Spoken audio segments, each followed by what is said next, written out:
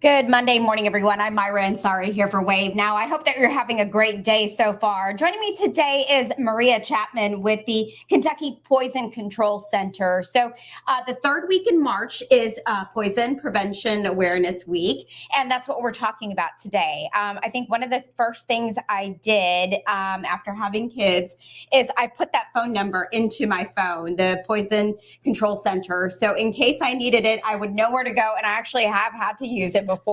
So thank you for talking to us today about what folks have in their house, how they can be safe. What are some of the most common things that people have in their house that are poisonous? So, when it comes to adults, one of the most common poisons is actually our medications, because if you take the wrong medication or you take too much of your own medication, that's technically poison. When it comes to kids, you probably know this, but it's everything. They will put everything in their mouth. Yes, they will. But definitely kids 5 and younger, which is 50% of our calls, they tend to get into things like our toiletries, makeup, lotion, perfumes. They smell pretty, they look pretty, they're kind of interesting. Sure. And then cleaners, which we don't think of this as adults, but they are also smell kind of pretty. They look interesting. And so, kids want to give them a taste as they're trying to figure out what they might be. Yeah. And a lot of those things, for kids, they look interesting and fun, like the pods, the cleaning pods, Tide pods, absolutely. dishwasher pods. Those things, they're gooey and jelly, just like their toys, the slime. So it's easy and understandable why it would be confusing.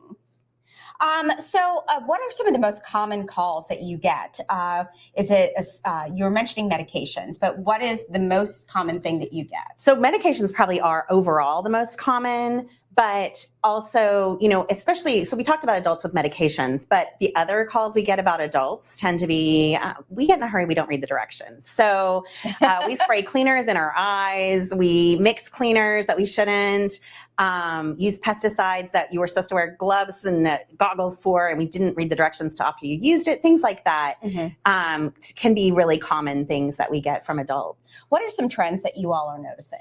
So something we're seeing a lot of lately with kids is we're getting a lot more calls about gummy medications. Now, these were not necessarily like, illicit things, but just vitamins and supplements that come in a gummy format. Okay. When you think about it, we talk a lot about how pills can look like candy, but they don't taste like candy.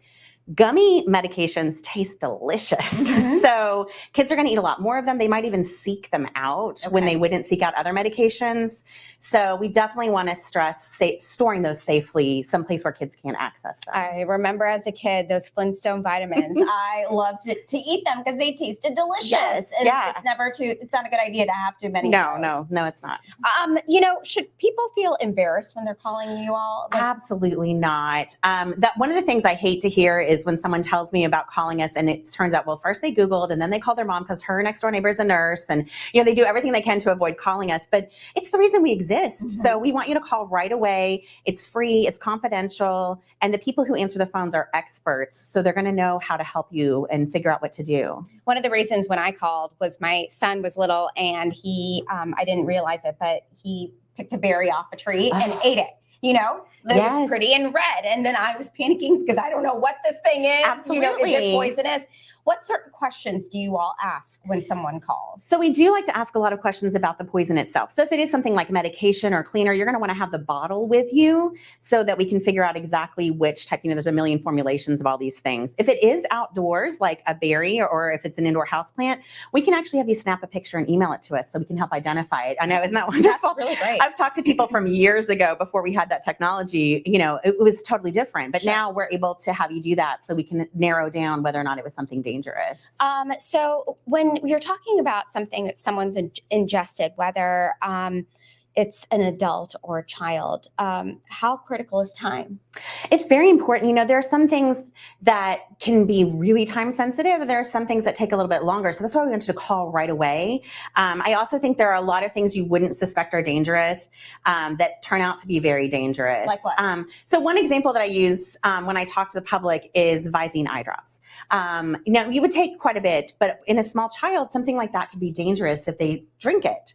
I know. See, I wouldn't have thought that before I started working for poison control. Okay. So something, some things basically if they're eating anything that is not the food you have given them or the medication that you are dosing out for them, we want you to give us a call and just make sure it's going to be okay. And then how do you all get folks the help that they need after you've walked them through? Is it, you all contact EMS? Yeah, so if they need to go to the hospital, we will help them determine if they need to go by ambulance, and if so, we'll loop them in on the call. Or, there are a lot of things you asked if some things are time sensitive. A lot of those medications we take that are only once a day, they're time release. So there are some times that it's critical that you get to the hospital, but there's time for everybody to put on their shoes and, drive the speed limit to the hospital. And so we can help you figure that out. And the important thing is too, if you're going to the hospital, we're going to call ahead to the hospital. You tell us which one you're going to. We call ahead and give them treatment guidelines so they're ready to go. Because what a lot of people don't necessarily realize is if you just go to the emergency room with a poisoning, a lot of times the people at the hospital are going to be consulting us because we're the toxicology consultation for the hospitals in the state. Gotcha. So if you call us first, we've got them ready to go when you get to the hospital. Any mistakes that people make that are common mistakes that we can all do? Fix. I think, going back to medication, not tracking your medication, or especially when it comes to giving kids medications, you got to have a plan. We see a really common problem we see is when there's, a daily medication like ADHD or allergy meds, and both mom and dad give it before school because there wasn't a plan in place. There's not a way to track it. So obviously, having one adult in the household responsible for giving meds like that is a good idea, but also having some sort of tracking for it. If it's a daily medication, we don't recommend those little pill boxes for households with kids because they're not child resistant. But, you can do fun things like you can do a chore chart with stickers for it, and then your kids are going to remind you if they haven't taken their medicine too. Or as simple as a whiteboard on the refrigerator where you check it off each day, but having some sort of method for keeping track of that. And of course, as adults, if we're taking extra medications, whether it's because you're sick, you're recovering from surgery, whatever, keeping a log of those will help keep those mistakes from happening as well.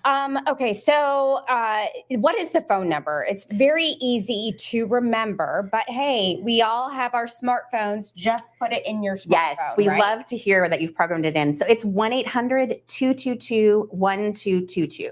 All right, and I also put that phone number there on our stream as well, so you can look it up. Maria, this was great information for folks.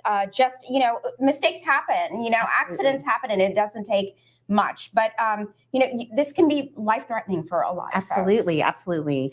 And we just want people to call right away if something happens, and to remember, that's why we exist. So you're not bothering us. You're not in trouble. Yeah. Absolutely not. If your child gets a hold of something, the best thing that you can do is call right away. Absolutely. Yeah. And you all do follow-ups too, right? Yes, we do follow up, especially if you get to stay home, which is probably what happened with you, right? Yes, that's right. I know that because they called me back and they were like, how are things? And I'm like, oh. Yeah, I always try to warn people that we do that because it does sometimes surprise people. Yes, we are following you to check to make sure everything's okay. And you can always call us back if you start thinking, I don't know if this was really okay.